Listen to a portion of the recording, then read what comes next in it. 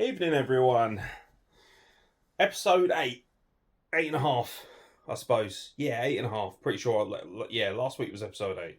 We're off to a good start. This is the Silent and the Death Machine podcast, minus the silent portion.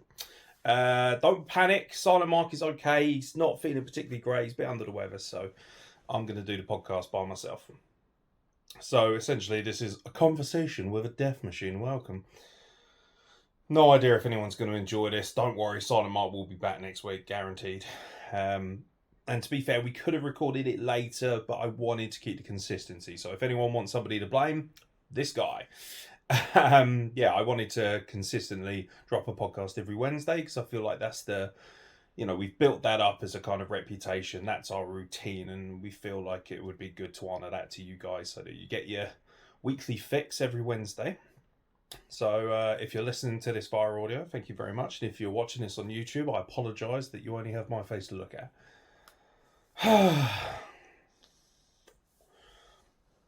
So,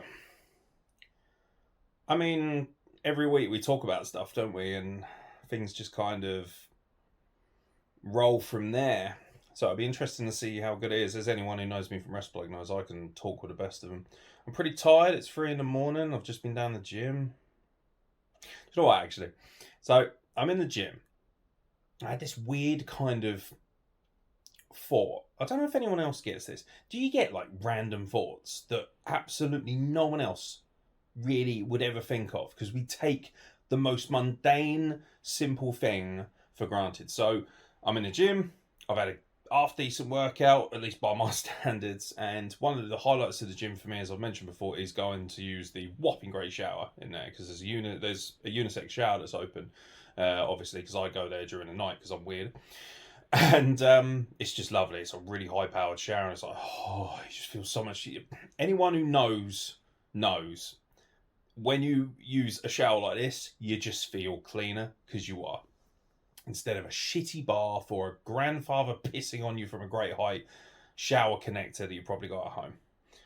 And then it hits me, like halfway through this shower, that at what point did mankind, or womankind, realise that by standing underwater, they could get cleaner? I'd assume the bath came first, because obviously we learned to swim. We evolved into swimmers, if you believe in evolution, obviously. Which, by the way, I do. I know quite a few people who don't. Most religious people, it turns out. Funny that. But yeah, no, I'm just sitting there and I'm thinking, at what point did somebody say, okay, so they had the bath, and then somebody must have at some point thought, oh, do you know what I'm going to do? I'm going to get some water, and I'm going to slowly pour it over someone's head until they feel cleaner. And then at what point did they think, oh, soap? When was soap invented? When did people realise that this ludicrous, weird fucking bar of herbal shit, when did they, first of all, how do you make a bar of soap? It's funny, isn't it? All these stupid little things. We consider ourselves so intelligent. We have technology at our fingertips. And yet we don't know how a bar of soap is made. Sure, we can Google it. But if you were asked, if you went out on the streets and you went up to, 100 people and said, how's a bar of soap made? I reckon about 90% of them wouldn't have a fucking clue, or would only have a small inkling of what goes into that process. So yeah. I mean, it's really fun, isn't it? Because it's boring. Having a shower is boring, although it's enjoyable. Guess it depends if you're having a shower by yourself or with somebody else. It's been a while. But yeah, no, I just think of things like that, and they stand out to me. Strange. So yeah, what this essentially is going to be is about an hour of inner monologue, and then I'll answer your questions at the end. Thank you very much to everyone who sent questions. By the way, it's S&DM, at S&DM on Twitter, and it's silentdeathmachine@gmail.com. That's where you send your questions in. Stop sending them to my private messenger. Don't get me wrong, I don't mind them, but at the same time, it's just easier if it's all in the one email, so if you can do that, send them in there. That'd be much appreciated. And also, don't forget as well, if you want to be anonymous, obviously just make that clear in the email so that there's no issues or whatever. Thank you very much to everyone who sent in their stuff last week. It's very enlightening, actually. I'm really enjoying the mailbag. I'm hoping that's going to be a bigger thing, but we'll get to that. Wrestling this weekend. I'm looking forward to that. ACW in Poole, Parkstone Trades and Labour Club. For anyone who wants a ticket, it should be on the screen. I clip my fingers, but honestly, I can't be asked to just put it in at that point because it will just take too long to edit. So it's just going to be in the corner for the whole podcast because that's just easier. But yeah, no, if anyone wants to come along, if you're in the Poole, Bournemouth, Dorset kind of area, maybe even just the south in general, and you can get to it, the show starts around 7 o'clock this Saturday, 3rd of December, and yeah, it's going to be a good one. Headlined by Ollie Blake versus Scott Jones, but that's about all you're going to get from me in terms of the actual details of wrestling because that's what the Wrestle Blog's for. But it's nice. I've realised that my mental health is good. It is good. Like, I'm working hard. I'm taking my sertraline every day. I feel like a good human being. But then there's also that other side of it where I still need certain things to feel even better. So no longer do I feel suicidal or particularly abjectly low or feel like I don't have any self-worth. I believe that I have good self-esteem, good self-worth. I believe in myself. I have confidence. Not arrogance or cockiness, just confidence. I know that I'm good at what I do. But I still need things like show days. I need that. You know, there's always going to be a chip on my shoulder. I realised this today. A few months back, even just over a year ago when I really started this journey properly as a videographer, at least I've been in wrestling for about 5 or 6 years now. I was doing like the odd show, just the odd show, and for me it was one of those things where it was like, I want more, I need more. It's like a drug. Wrestling is like a drug, and so I got more, and I thought that would quench the thirst, and it doesn't. It just doesn't. If I had my way, I would never sleep. I'd be up every single day. I'd be doing a wrestling show every single day. I'd either be managing, I'd either be commentating, I'd be emceeing, I'd be wrestling, I'd be recording. I love this business. I love being a creative. I've realised that as I'm getting older. I wish that when I was 18, 19, I could embrace things I could do now. But then technology, even then, wasn't as spectacular. This is my old man moment. Back in the day. But even then, mobile phones, technology just weren't nearly as advanced as they are now. I'm sitting here with, an Oppo X5 Pro on a tripod in 4K, 60 frames a second. And I've got my laptop here that can play any game under the sun. And you just think, fucking hell. 20 years ago, I was blown away by the polygons of Vice City. But yeah, no, I need that. And I just can't stop now. It's good. It's really good. Don't get me wrong. I'm not complaining. It's a great thing. But I want to share it with more people as well. That's one thing I've been thinking about lately. I don't think I'm lonely. I'm not, actually. I really enjoy being by myself. I do. I feel quite strong, actually. I'm really enjoying being pretty much alone. But then there are days where you just think, nothing particularly comfort-wise that I need. Yeah, it's nice to get a hug and it's nice to have sex and all that kind of shit. But it's more that thing of being able to share my passions with people who are passionate about me. That's a difficult thing to do, especially when you live in buttfuck nowhere. I essentially live in the forest. I'm not feral, obviously, as you can tell. There are walls around me and stuff like that. But I live in a very countrified area, south of Kent, and yeah, it's literally in the middle of nowhere. Well, I say in the middle of nowhere. I mean, it's the closest place is Eastbourne. But for me, it's like, as I'm getting stronger and I'm feeling happier, I crave that social element a little bit more. But I lack the freedom of it. I was frustrated. It's a little mini rant, but so I'm in the market for a car, right? I need a car to drive, obviously. That's the most obvious statement you'll ever hear. I need a car to drive. Well, obviously, either that or you're just going to jump up on top of a horse and be like, giddy up, motherfucker. Very strange. Or maybe I could ride a pig like they do in Minecraft. Very strange behaviour. I assume that's something that happens in Deliverance country. And again, buckfuck, nowhere in Tennessee. But yeah, no, I'm in the market for a car. Obviously, a car really benefits me because it gives me that ability to take more bookings, go to more wrestling shows, do more stuff, transport my equipment. I'm very lucky that, obviously, you know, I'm letting the car by what is essentially my housemate. It's so frustrating. So, you know, it's a cost of living crisis. We're all struggling to make do. I haven't turned the heating on, and it's literally nearly December. What, we got one more day left in November? That's crazy. That is actually crazy. And for me, it's like that thing of, so everyone is struggling, at least, you know, of the working class. You know, bills are as high as they've ever been. Heating bills, electricity bills, gas, water, utilities in general. TV prices go up, the inflation of your mobile phone contract, the cost of food, just like you say, the cost of living. It all encompasses that. So I'm looking at car dealerships because I don't want to buy a car from some shady motherfucker called Dexter. No offense, lads. You know, who works in, I don't know, a backline Croydon. I'm not interested in that. I want to buy something reliable. It's not because I'm a snob. It's because I want a good return on my investment. Because I work hard for my fucking money. And,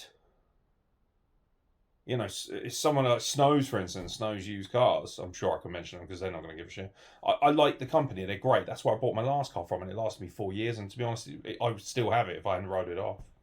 Sadly, I struck a deer on dual carriageway. As far as I know, the deer was okay, but the car was not. It was totaled. Which, by the way, shows you how fucking tough deer are. Slow down. Slow the fuck down. And also, if you see one deer, chances are they're not on their own. They're with more. But that's easy for me to say. I live in the fucking country. Don't live in London, where, you know, the only wild animal you see is a Leyton Orient fan. Give or take. Maybe West Ham, I don't know. Insert London team you don't like here. So, Snow sell cars, right? And 4 years ago, this gives you an idea of how quickly things change. Just over 4 years ago, I bought my car. It's a lovely car. Loved it to death. You know that a car is very special if you name it, because I don't really do that sort of thing, but I did name that car and I loved it dearly. And it was great. I got the best out of it. I really did. Some amazing memories. And when I bought the car, it had 27,000 miles on it, which is, in today's market, pretty much brand new. It may as well be. It only had one owner. And I bought it for $4,400 on finance. I don't know why I'm telling you all these details, because somebody's probably going to try and steal my identity, although God knows why I'd want to steal this. And I remember thinking, at the time, thinking, oh, that's quite a lot. But then I was in full-time employment at Royal Mail and, you know, whatever. So fast forward 4 years, and I go to the same company and have a look at their cars. Like today. I mean, I could put it up right now if I could be arsed, but I can't. And it's that frustration of, you go on there and it's like, oh, here's a Vauxhall Astra, which is a similar reg and a similar date to, you know, the car I had before.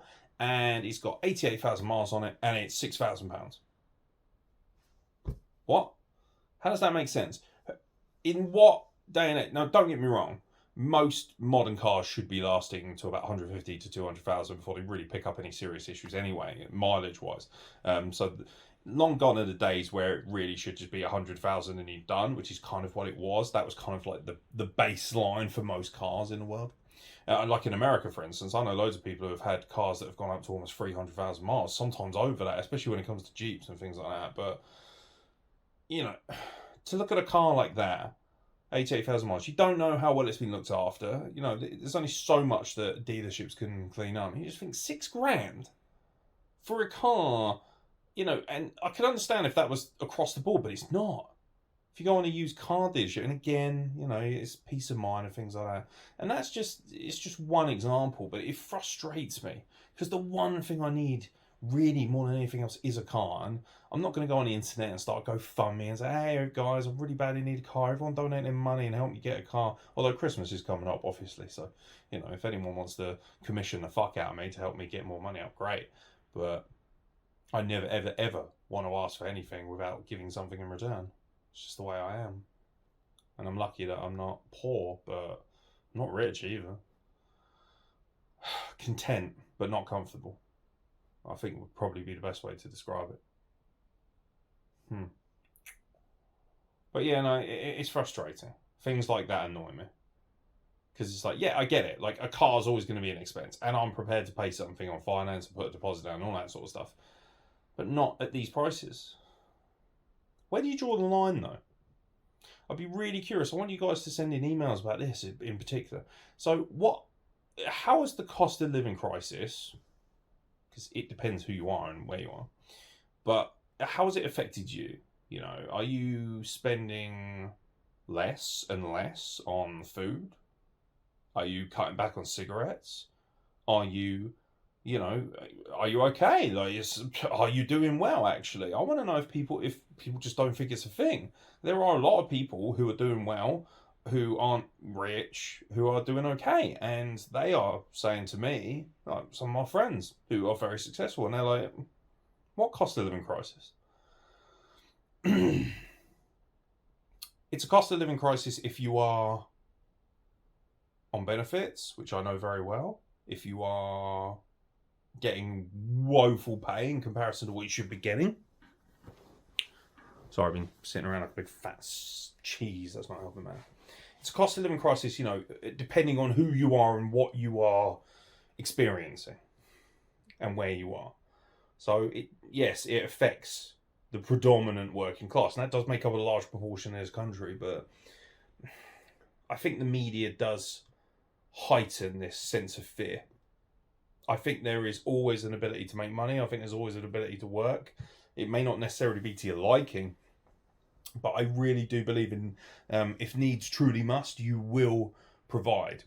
And you will find something to provide for yourself and people around you. So maybe it just comes down to motivation. And that's not me saying people are lazy and the only reason there's a cost of living crisis. That's not what we're going down. I'm just saying that I do genuinely believe that it is over the top. And the media's coverage of it. It's like COVID.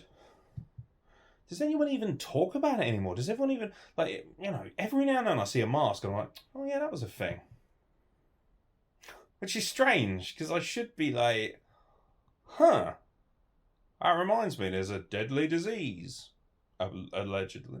By the way, I'm not anti-COVID either. I got my vaccine. But I do think it's overblown. Absolutely. I think everything's overblown now, though.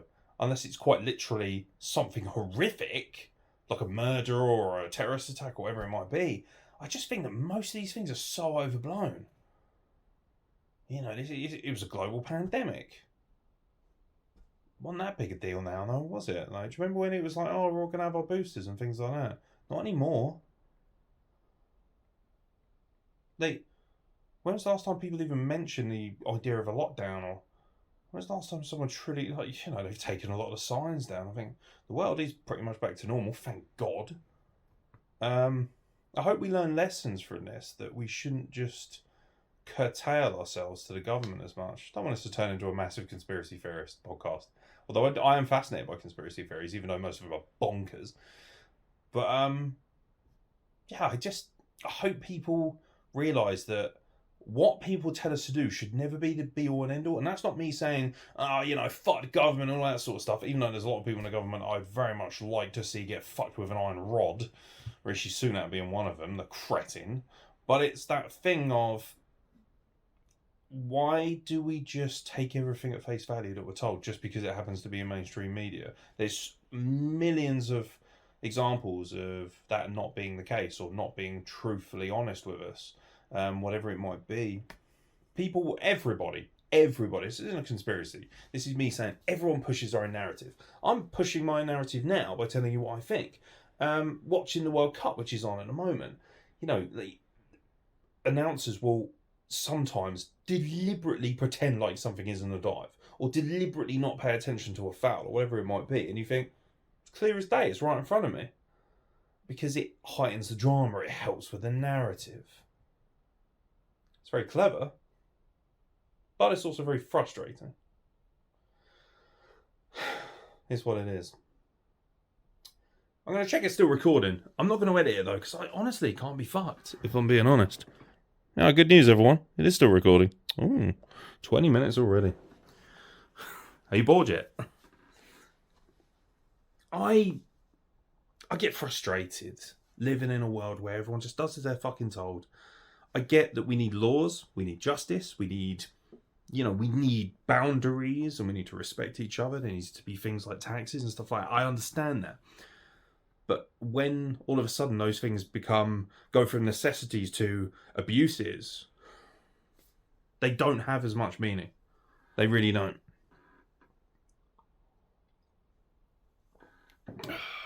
I bet my eyes look so tired. I'm pretty knackered, to be fair, but I want to get this done. And I love it. I really enjoy this. And also, let me know if you're enjoying one-on-one stuff, because, we can always drop maybe extra podcasts or 8.5s, 9.5s, whatever it might be. Maybe you want an individual rant from me once a week, like this, and then we can have me and Mark, obviously, every Wednesday, whatever. Let me know for ideas. I'm happy to listen. But ultimately, don't take the piss, because I'm the one who has to edit it. Yeah, it is frustrating. It is frustrating, but to be honest, I'm happy. I'm enjoying what I'm doing, and I'm okay. There's no real massive divisive elements in my life. I'm not, hard up for cash. I'm not in any volatile relationships or anything like that, which is nice. I've learned to cut out people that are trash. I tell you what, if I could give one piece of advice before we even get to the mailbag, just don't take people's shit. Or if it's a case of you're too nice to kind of just basically tell them to fuck off, just slowly remove them from your life. There's wrestling companies I worked for over the last year, and there's nothing wrong with them, and the people there are fairly nice. But you know what? It doesn't work for me. Their attitudes don't work for me. Their hierarchies, whatever it is they do, doesn't work for me. And you know what? That's fine, because it's their fucking company, do what they want. It's also fine for me to be able to say, I'm not interested in that shit, or I don't want to watch it, or whatever it might be. And there's numerous examples of that, not just in wrestling, but everything that I do. Clients that I've worked with, family members. I have a very volatile relationship with my family now. My sisters, especially my littlest sister, she's amazing, honestly. As anyone knows me personally, I'll do anything for her. She is truly the light of my life. She gives me strength and spirit and pride to get up every day and do something useful, but also show her that you don't have to do things the typical routine way. I don't want people to ever think that's a thing. I don't want anyone watching this to think that's a thing, because it doesn't have to be. Maybe it does for some, but it fucking didn't for me. And if it didn't for me, then it doesn't have to for you either. You're entitled to follow your dreams. You are obligated, in my opinion, to follow your dreams. You're not obligated to work for some piece of shit, massive corporation. Like a Royal Mail, like I did. Did I mention that Royal Mail is fucking shit? Fuck those dirty, criminal, highwayman, fuck-faced wank pheasant, wank gibbons, whatever. I just insert swear words at this point. It just infuriates me. But yeah, no, I'm learning to just eliminate toxic people and toxic traits, and even at the expense of someone truly close to me. Like, I have a shit relationship now with my mum and my stepdads. It's not like I don't like them or anything like that. It's just, why would I waste my energy on people that, they don't correlate with me, they don't understand me, they don't listen to me, they're very stubborn and very right-wing anyway. I was born of an immigrant. I was born of an immigrant family, essentially. And my father was an immigrant.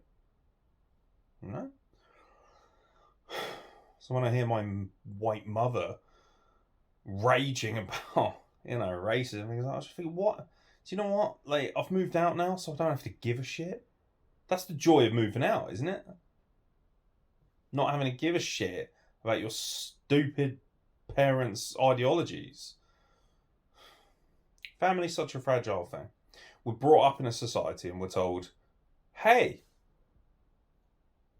you've got to respect these people because they're your blood. That's fucking bullshit, is what that is. Why should I? Why? Because you told me to? Fuck off. I mean, Boris Johnson was the Prime Minister of this country, which is laughable in itself. Does he ascertain and adhere to the societal values of family? No. Fucking how many kids? I think he's forgotten how many kids he's got. How many kids he got now? 12? Was he fucking trying to build his own World Cup team? The country of Boris Johnson will be in qualifying next year, will it? Fuck off. It's laughable. It's absolutely laughable. I meet people all the time. Oh, I'm all about family values. What does that mean?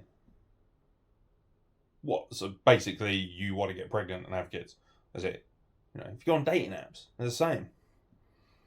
Oh, I believe in family values. Good for you. But those aren't a thing, really.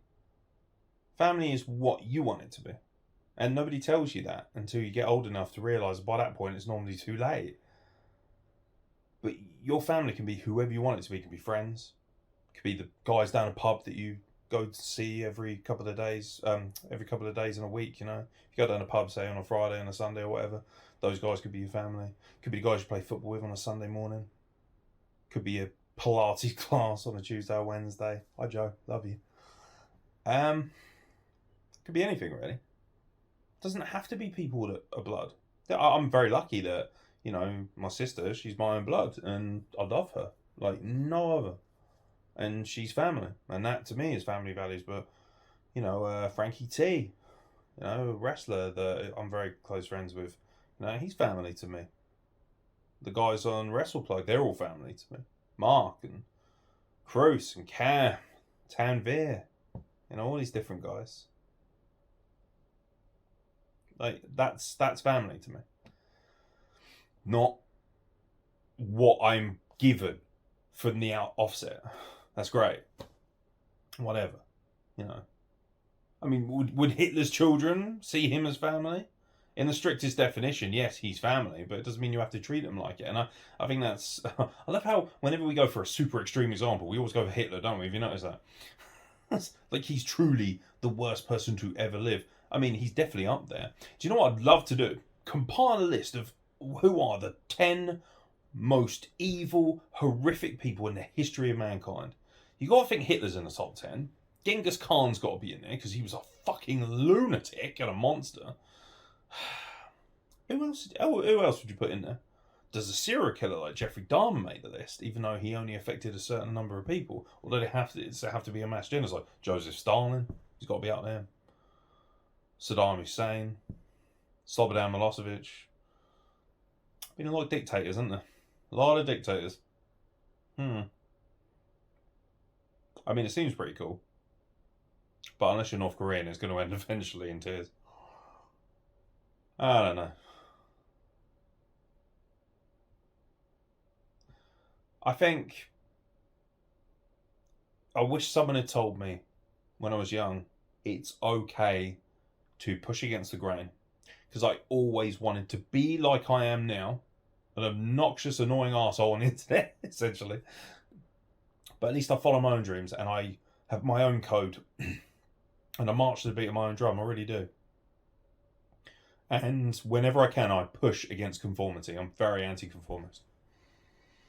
And I just wish I'd had the bravery and the strength of mind and the character to be able to say when I was 16 or 17, fuck you, and do my own thing. There were fleeting moments, but never enough. I was too anxious, I was too depressed, I was too nervous, I was too terrified of being yelled at. Now I don't give a shit. I couldn't give a fuck, and sometimes it does come with age. I think that's one of the few massive benefits, I'd say, of getting older. Well, there's probably loads, but one of the big benefits to me of getting older, being 37, nearly 38 now, is not having to care as much. Realising that these things don't matter. It doesn't matter if the girl at the bar looks at you funny and makes you feel like shit because you thought that you might have a chance of pulling her and she just laughs at you because you're not that good looking. You know, it doesn't matter if, you know, somebody says you're shit at somebody, or somebody says you're shit at something, excuse me. It doesn't matter. You know? That doesn't mean that you can't be great at it. Just need to go somewhere where you're going to be appreciated more. Wrestling's a good example of that. Said I wasn't going to talk about wrestling that much, but it's such a big part of my life. It's hard not to, develop crossovers and that.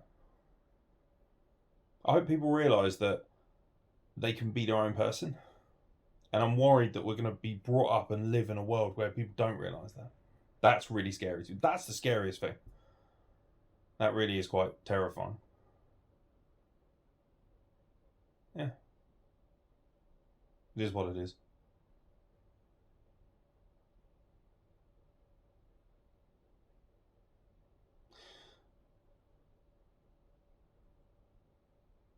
How do you feel about that? It's important. I want to know, is it like, what do people think of me when I say that? That's something I'm really curious of. Am I correct? Do you think I should follow more of a routine? Do you think I should be asleep at 10 o'clock every night instead of here we are at 3:30 in the morning recording this podcast? Am I wrong for being this way? I don't believe I am, and I definitely will argue the point till I'm dead, but I'm always curious what other people think. I'm not scared of people not liking my decisions or not liking what I do. Not anymore. I look forward to that. And also, I just love questions, We'll get to the mailbag in a bit. I won't drag it on forever because I'm very tired, as you can tell. And plus, this camera angle is extremely unflattering on my fat face and my man tits. Do you know what I'm really into right now? I get urges, and not those before you dirty cretins kick off. I get like random spikes of interest in things. And right now I'm really interested in this idea of going to thrift shops or, secondhand stores or, I don't know, charity shops, whatever, and looking for like toys and figurines of things that remind me of when I was younger.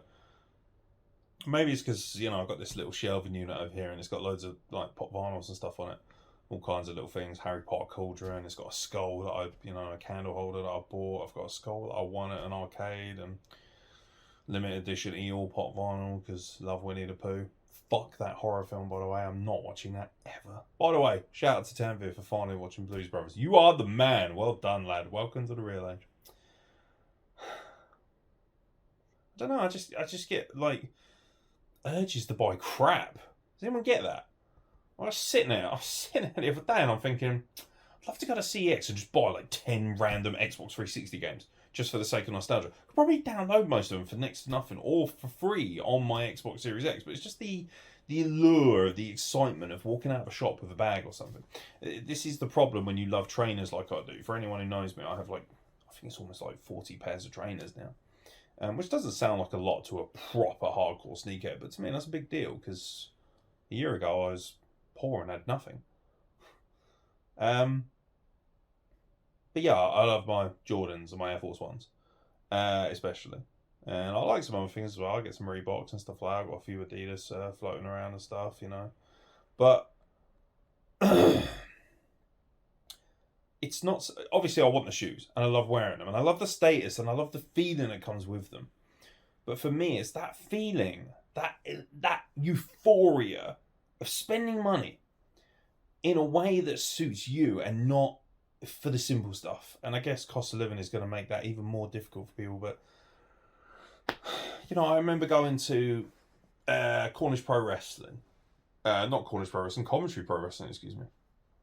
And I went with the Outcast lot from the Isle of Wight. And that won't mean much to anyone. So basically, a load of people from the Isle of Wight who wrestle. We went to support Lunatrix, who's one of the wrestlers there. Who's, to this day, a very good friend of mine. Even though she's an annoying little shit. And I hate her. But I love her. But I also hate her. Probably more so hate, but I still love her. Well, we could be for a while. But yeah, bottom line is, I remember going into a shot with Rudy Root. He's amusing in himself. I love Rudy. And, he'd never really sort of been into shoes and stuff before. And I was just like, oh yeah, we're in size. And I remember that feeling of buying a brand new pair of Air Force Ones. They were the really sexy kind of gold and white ones, which apparently I'm told are more women's shoes than they are men's. But seeing as I'm a size 12, interesting, because most Nikes only go up to about 9.5 on the women. Plus, who gives a shit? That's another thing as well. Tangent, ladies and gentlemen. There's a lot of them, so I apologise, but who gives a fucking shit if it's meant to be this thing of like, oh, those colours are for women. Says who? Like, the person who's told you that probably reads The Guardian. Shut the fuck up. You know, I remember buying them, and like, I think it was, I can't remember where it was. Somebody at a wrestling show said to me, "Oh, I thought those were for women." Even if they are, they still look fucking cool on me. So who gives a shit? And what's to say women can wear the fucking Chicago red Air Jordans, whatever it might fucking be. We can wear whatever the fuck we please if it fits our feet and we're comfortable in it. Who gives a shit? If a man walks past me in the street and he's wearing heels, I don't give a fuck. It really doesn't bother me. Good for him. Why does it matter? Well, it's society. The colour pink's gay, is it? Is it? No, is the answer to that. Shut the fuck up. Annoys the shit out of me. Silly little things like that. This obsession with aesthetics. Yes, we all want certain things and like certain things. Yes, I love my snapbacks and I like, extravagant shoes or whatever, but not at the expense of other people's feelings. Don't do that. It's not healthy. It's really not healthy.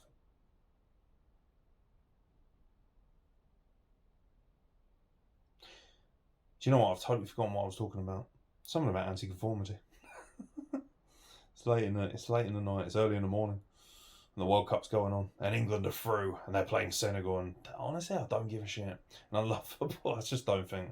I'm like, oh, whatever. I don't know, because they should beat Senegal easy. To me, that's just another. It feels like another group game, even though it's a knockouts. Christmas is coming up soon, man. Do you know what? I realised something today. I was sending a voice note to one of my best friends, and I realised something really cathartic within myself, or very therapeutic at least. Don't know if I'm even using that word correctly, but I was talking about Christmas coming up, and he was saying he's got like he's got the full shebang. He's got the mortgage, he's got the wife, he's got a kid and a dog and all this stuff, and I don't really have to worry about any of that stuff. I rent my house and my pokey little house in the middle of nowhere, which I love, and I pay my bills, and I get my food, and I eat, and I drink, and I go to the gym, and I work as hard as I possibly can as an independent artist and freelancer. Some months are tighter than others, but yeah, no, I realised that I don't have to give a shit at Christmas because I'm on my own. So I don't have to spend loads of money. When I say on my own, like, I don't mean like, yeah, I've got amazing friends. It's no slight on them, but I haven't got to send shitloads of presents to my mum or my stepdad or whatever if I don't want to. Do you know what? You don't have to do anything over Christmas. It's another thing. I think this whole podcast comes down to anti-conformity, because you don't have to fucking buy everyone shitloads of presents. If you got kids, yeah, sure, I understand. You want them to feel the magic of Christmas and all that. Do you know what? Fuck you if you message me and say, oh, you have to do this over Christmas. You have to do that. If you like Christmas, good for you, but no one has to do anything. Shut the fuck up. I hate this thing that you have to. It's probably the phrase that frustrates me the most. You have to do this when it comes to just general shit. Obviously, you're in wrestling, you have to learn how to bump. That's fine. That's where that term applies. When people say to me, well, you have to do it this way. Oh, it's the done thing. The done thing, by the way, is the biggest load of bullshit on earth. That was created by some right-wing, oligarch, prepubescent tangerine fuckface to essentially, make us feel guilty until we do things that they think we should do to make us more, boring societal drones. It's a lot of horseshit. It's a done thing. Well, you have to love your family even if they're a piece of shit because it's the done thing. Fuck off. Oh, you have to buy loads of presents at Christmas. You have to spend loads of money on decorations. You have to put all your lights on the road. Fuck off. You don't have to do anything. That's what real freedom of speech is. That's what freedom of movement, freedom of choice is, isn't it? It's funny, isn't it? We're so happy to preach about our freedoms of speech and all that, but then we also want to take them away from ourselves at the very first opportunity by telling people it's the done thing. And if it's the done thing, then it's not freedom of speech, it's not freedom of choice, is it? Which is the way I'm looking at it. I'm going to read out your emails. Let's see what you sexy motherfuckers have sent me. By the way, Silent Mark will be back next week, and we probably will, no doubt, see what's going on, and probably get him to answer these emails this week. So, first email at the mailbag. Hey guys, me again. I just wanted to say thank you for your feedback on your last podcast. It really helped me to release that I was thinking that and did the help. So on that basis, I've seen professional help that I need. So thank you for helping. That's from Robbie, by the way. Thank you very much, Robbie. You can tell it's from Robbie because the spelling is terrible, but I do love him dearly. Question: does pineapple belong on a pizza? I say hell no. Again, says who? Anything belongs on a pizza as long as you enjoy it. Me personally, though, I'm not a huge fan. I don't hate it. I don't think, you know. So what? Do you know what? If I had to say one thing I truly think does and should be on a pizza, is anchovies. I love that I'm drinking from a CWP mug while answering Robbie's question. Beautiful irony in that. It's completely unnoticed.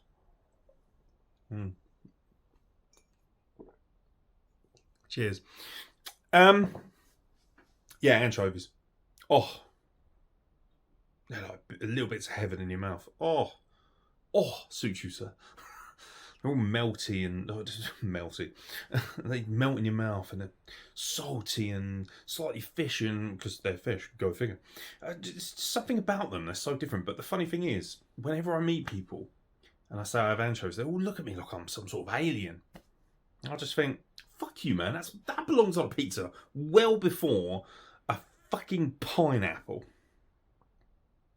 Why don't we just start shredding coconut and putting that on there? That being said, you know, Teenage Mutant Ninja Turtles, peanut butter and jelly pizza. Which, by the way, I've had. It's actually really nice. Dough works really well with sugar, as we know. It's like waffles, you know? Like, if I say waffles to most people, they'll be like, oh, maple syrup or chocolate. Wafflemeister, there's one in South London, I think it's a little chain. Man, they do avocado and chicken with cress on waffle. That is a game changer. It's good shit. You know, savoury and sweet. Oh, I love fried chicken on waffles, by the way. Oh, and then golden syrup on top of fried chicken. Oh, it's a heart attack on a plate, and I do not give a fuck. I'll tell you what, I'm getting hard just thinking about it. Lord have mercy. Oh. Waffles, sir. Oh. I can't bother to edit it, so no, I'm not going to put the actual thing for the fast show in, guys. Sorry. Oh, suit you, sir. Oh, waffles, fried chicken, and then syrup on top of it. Oh, sweet and savoury, sir. Oh, it gets me excited. I want waffles and chicken now. I'm well hungry. I'm fucking shattered, but I want waffles and chicken with fucking syrup. Thank you for your question, by the way, Robbie. So to answer your question, it's, you know, you don't want pineapple pizza. That's cool, man. I'm not bothered if people have it or not. But I'll tell you what is very funny. Going to a pizza restaurant with Robbie, Nitro, and watching him try and order something in an Italian name. I want that one. It's full Little Britain. I love you, buddy. Thank you for your question, though, man. It's lovely to hear that you're, you know, getting the right help and stuff like that. I think that's fucking awesome. I really do. I think that's very cool, because it's not fucking easy. It really isn't. And like we said last week, the fact that you've taken that first step is amazing, mate. So you should be proud of yourself. My good buddy, Tanvir Verdi. Hey guys, loving the podcast. Finding it to be my comfort listen after a long day. That's very kind of you, man. Thank you. My question to you guys is, what are your comfort watches? This could be film, series, wrestling, etc. Keep up the amazing work, guys. Much love. Much love to you, buddy. And obviously you can check out Tanvir on the Wrestle Plug. He's on the State of Wrestling Dress. Wonderful with the kid he is. Really, really lovely kid. Really nice guy. Yeah, do you know what? I have a lot of those. So the one that I always go to, I always put on, so I love stand-up. I have been going crazy for Randy Feltface. For anyone who's seen it, it's so funny. I don't know why. I think it's fucking hysterical. Well, I do know why, because he's fucking funny. But yeah, things like that. So I always put like, I've heard it like 100 times. I'll always put on like the Kevin Bridges stand-ups. from the what is it, the SECC, or the bigger arena or whatever it is in Scotland, or the Hydra in Glasgow. You know, I always put those on, or I put Archer on a lot, and I still haven't finished watching all of it. There's like a season and a half left that I still haven't watched. It's half of season 11 and season 12, and I think tomorrow, when you're listening to this, season 13 drops on Netflix. But I just keep going back to my favourite episodes. There's an episode on there, Blues Brothers. I know that obviously you've just watched it, mate, and you know, it's films, isn't it? It's comfort. There are things that we remember that are just so easy to watch, and that's my comfort watching. Blues Brothers, Archer, the animated series, Futurama. Watch a lot of Futurama because it's just so easy and chill. And then also, you know, podcasts, definitely. Podcasts. I listen to so much Jim Cornette. I listen to every one of his podcasts. I don't care if he's divisive. I think he's excellent, and it's very entertaining as well as being very informative. I love Fighting Talk on 5 Live. That is amazing. Love Colin Murray. He's always been one of my favourite, shall we say, entertainment personalities. So, you know, those are probably my go-tos in terms of comfort watches. But do you know what? For anyone listening, you know, tell us what you watch. You know, what do you do when you feel that you need something to comfort you or just keep you warm, or, you know, sort of keep the demons of anxiety away. I was told once, actually, that the reason that we re-watch series over and over and we don't finish them is because it gives us a sense of comfort when we're scared or we're anxious about getting outside our comfort zone, which is not something I feel like I have a big problem with. But I definitely think there is something to that, and I definitely think that I must be guilty of it in a certain degree. Even though I like getting out of my comfort zone, I think sometimes it's nice to be in that bubble. And it's nice to kind of go back and watch those things, because everything has an end. Everything has an end. It's the most absolute statement in the world, but everything has a beginning and an end. Everything. And especially with TV. And even more so because they're so fragile now and people cancel on it so quickly. How many times have we seen like a great TV series cut off? You know, look at The Punisher on Netflix. Fucking amazing. 2 series done. Get out of it. A lot of them get out of Dodge pretty early as well. Whereas something like Walking Dead, you know, hangs on too long. But yeah, it's that comfort thing. Being able to, I think, live in that world. I loved Lost, you know, and it took me so long to get to the finish. I watched the first 5 series, and I found myself just watching it over and over and over and not watching the last thing because I didn't want it to end. And that was definitely when I was having problems with anxiety and stuff like that. And there was definitely a comfort in that, so there's a lot to that question, and well, to be honest, we could probably make a podcast based solely on that. But it's a great question. Thank you very much, mate. I appreciate you sending it in. Frankie T is in the house. He has sent 4 questions. No idea what order he wants me to read these out in, so I'm just going to pick one and go for it. What is the one thing people always misunderstand about you? Definitely my attitude. Because I think I'm a nice person. I think I'm very kind. I think I'm very caring. I think I'm very giving. All these things. But I am, as Frankie would know better than most people, very bombastic, very honest. And that's just grown as I've gotten more comfortable and more happy. And I think sometimes people either mistake me as cocky, arrogant, or just a general prick, because I don't subscribe to this theory of living in a world where we don't tell each other the truth, or we try and softball it in. I don't think that works a lot of the time, especially in a profession like wrestling. You need to be able to say to people, wrong, because it is. You know, I've upset many people, but do you know what? I'm offended by shit graphics. These companies that put out shit posters, shit graphics, fuck you. Those are shit. They make a mockery of our business. We're trying to make this business look as good as possible. We're trying to make it look as professional as possible. And you're putting crap like that out there, that for me lessens what I do. And it takes away a lot of the excitement. It takes away a lot of the veneer.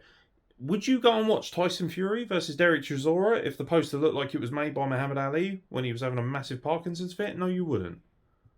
It wouldn't be appealing, would it? The reason we like these things is because they're blockbusters. You're going to go and watch a blockbuster film if it's made on a fucking, you know, I don't know, a 3.5mm floppy disk or some shit? No, of course you're not. We want the best of the best, and we should always strive to be the best of the best. And, you know, ultimately, I don't think there's anything wrong with that, but I think that's where people will probably misunderstand me the most. Also, tone. I'm very sarcastic. I'm very dry. And tone is a difficult one, but then, you know, we both know people who have shitty tones who are good people, so it's difficult. I get misunderstood for a lot, if I'm being honest. You know, there's a lot of things that have been leveled at me that just aren't true, or people just want to make up things. That's cool. It's fine. I think once you're in the public eye, like I am to even a tiny degree, not like I'm not Logan Paul or anything, obviously, but you know, my face is out there. My face is in front of you right now, warts and all. There's no filter on this. I've got a grey beard, a fat face, whatever, man. Like black eyes, or I'm fucking shattered, dirty glasses, whatever. Like, at least I'm a real human being. I'll take pride in that. But yeah, I think as difficult as it is, and as much as people do misunderstand me for a lot of those things that I mentioned, you just have to accept that you're in the public eye. Suck it up, innit?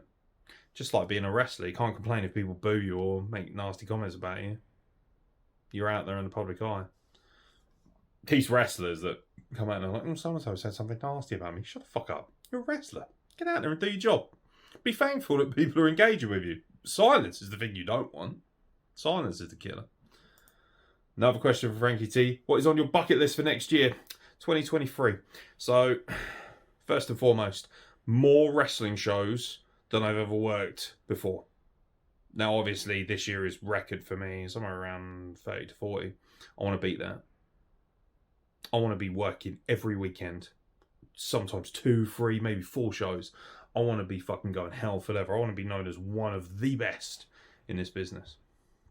I want to make more money. I want to own a nice car. I'd like to lose a bit of weight, or if nothing else, change my body composition.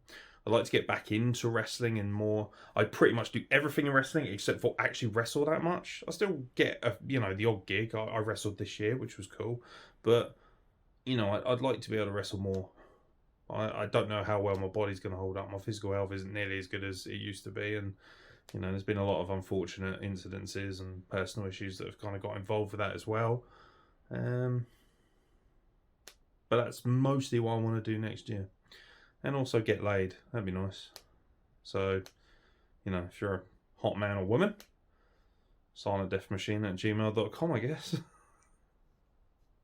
you know what? If a woman said that, it'd be cute. When I say it, it just sounds creepy, doesn't it?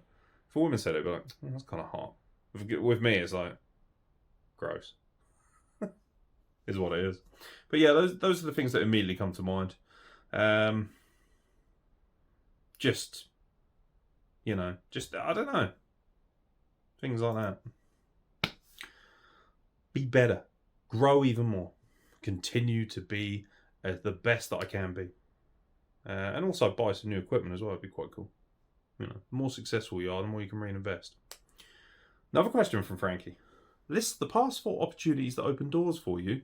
Who facilitated those opportunities? The past 4, so I assume you mean literally the last 4 opportunities that opened doors for me.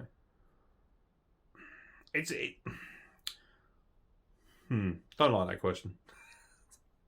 Not it's a terrible question. It's just it's very sort of, who facilitated those opportunities? I mean, that would kind of require me to I don't know. It's almost like you're trying to, I don't know. Did you facilitate an opportunity for me recently? Because I guess, you could say that about any one of my commissions, some of my clients, which I'm obviously super grateful for. Getting into Coliseum as a commentator was awesome.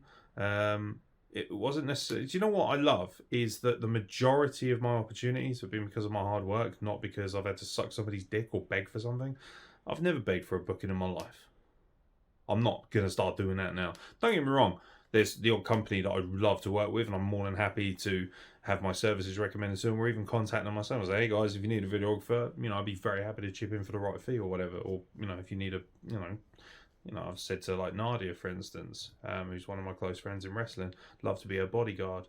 I'd love to, be part of, these Middle Eastern factions that are popping up in wrestling, because I just think I have a lot to offer them.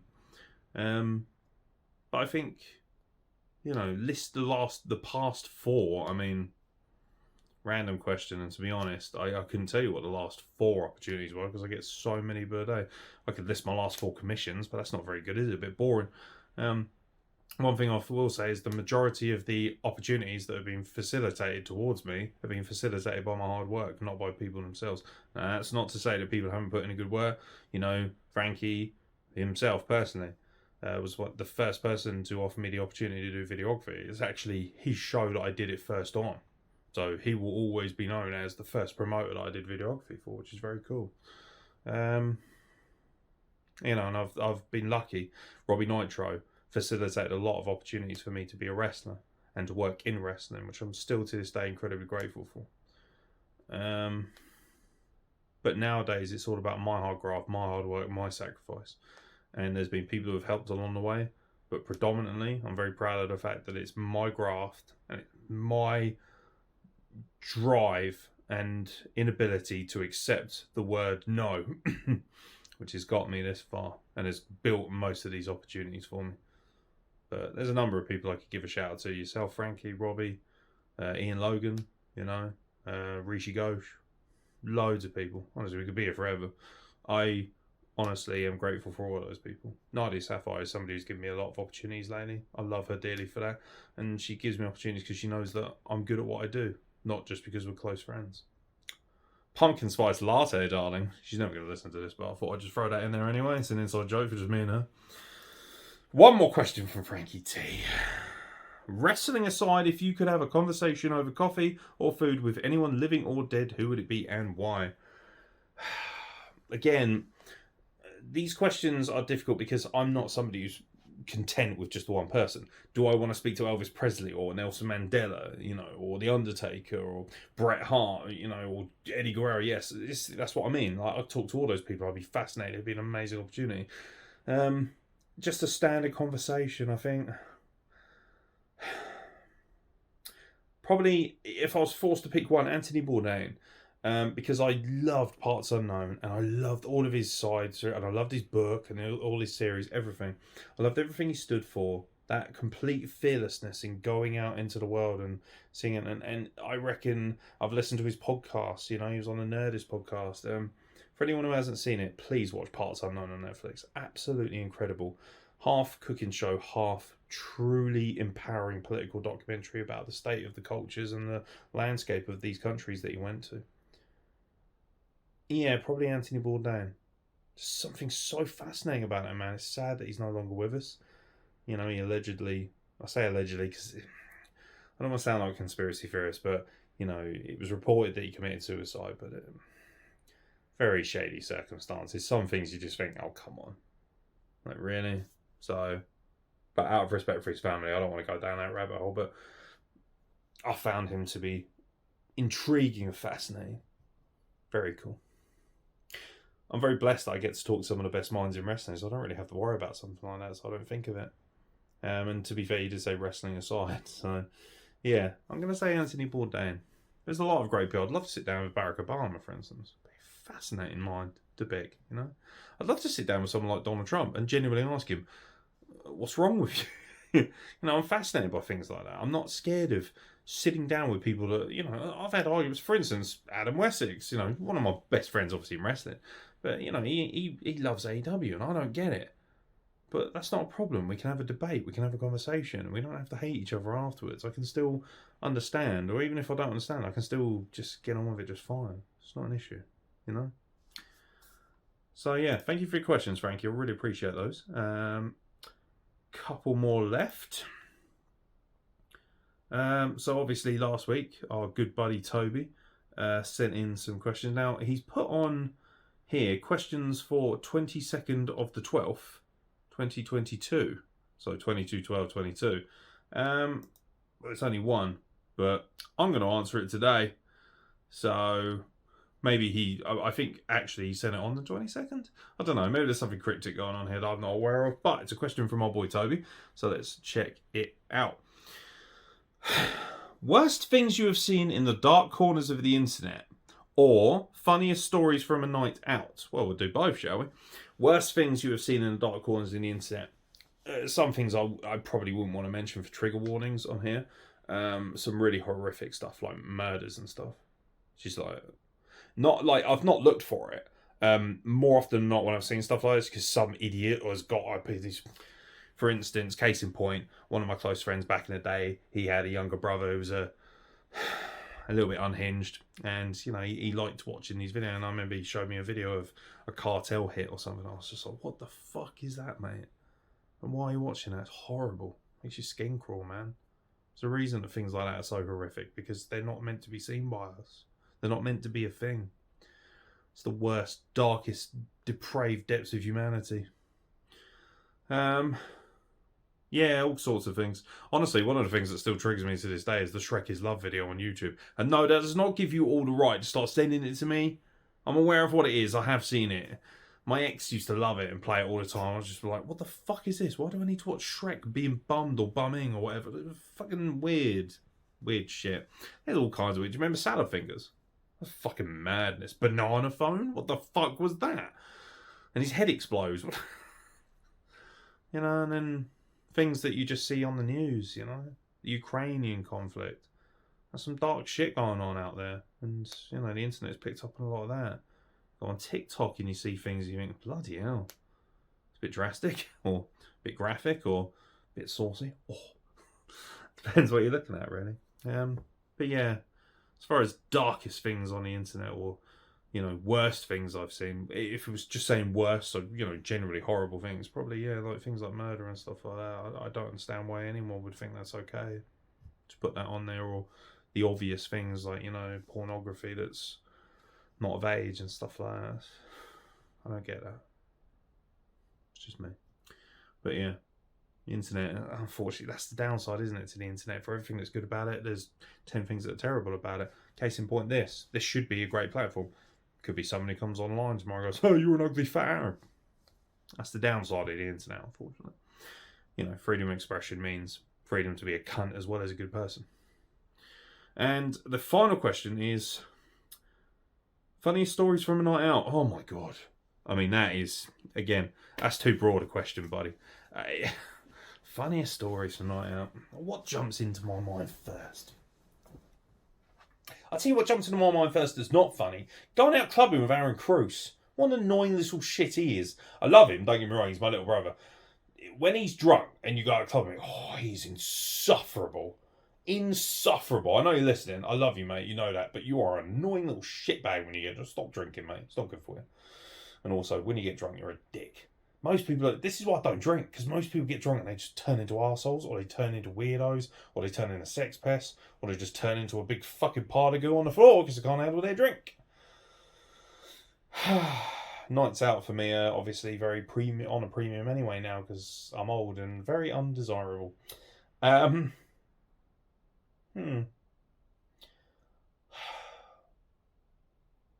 mean, define a night out. Is it clubbing? Is it the pub?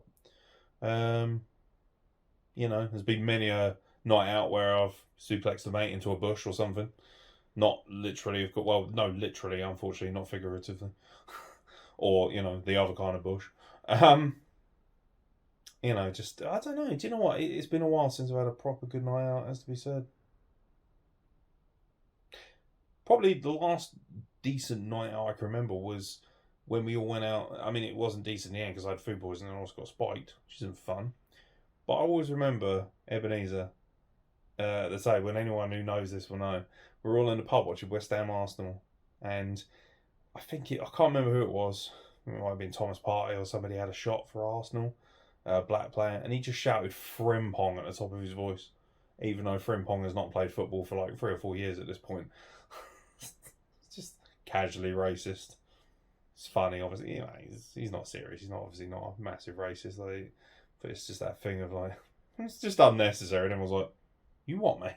Because Emmanuel Frimpong's no longer playing. Little things like that are just stupid but funny to me. But yeah, no, I'm a bit boring like that. I couldn't say.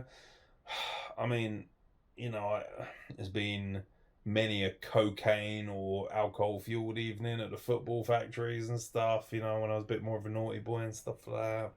But that's going into an entirely different portion of my life, so we could be here a while.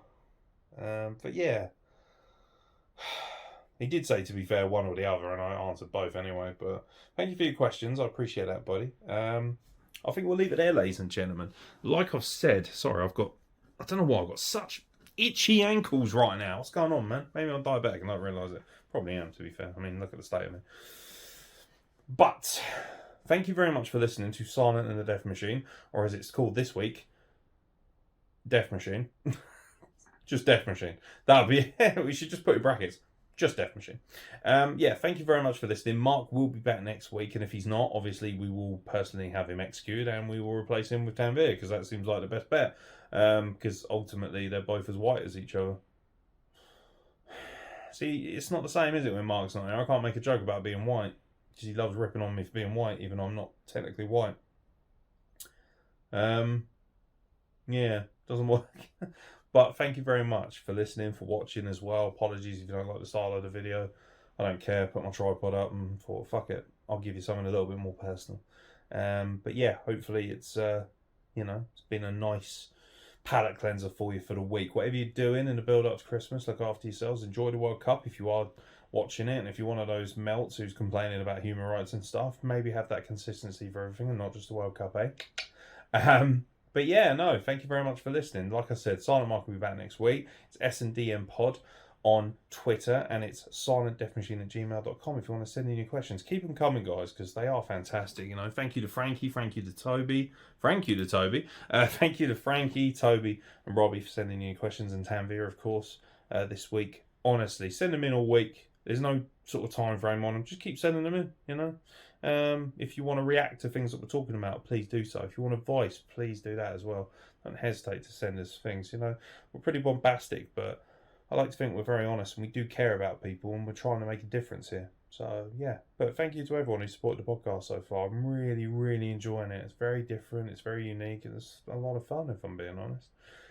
But yeah, most importantly, ladies and gentlemen, look after yourselves, and we will see you next week for another episode of Silent and the Death Machine.